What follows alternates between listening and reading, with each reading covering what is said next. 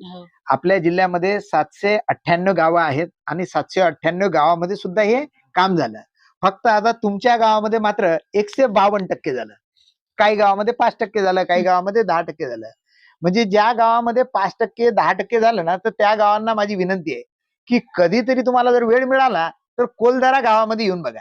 जे अकोला आणि वाशिमच्या सीमेवर असलेलं गाव, 100% आदिवासी असलेलं गाव, आणि गावात आल्यानंतर कोणी शेतकरी मिळो अथवा न मिळो, गावात कोणालाही विचारायचं पिण्याच्या पाण्याची विहीर कुठे आहे, जी गावाला लागून आहे. तुम्ही जर इथं आलं, विहिरीची पातळी जर पाण्याची बघितली तर तुम्हाला लक्षात येईल की या वत्सगुल्म कंपो रिचार्ज पीठ असो या जलतारा असो, याचे मॅजिकल रिझल्ट कसे मिळतात.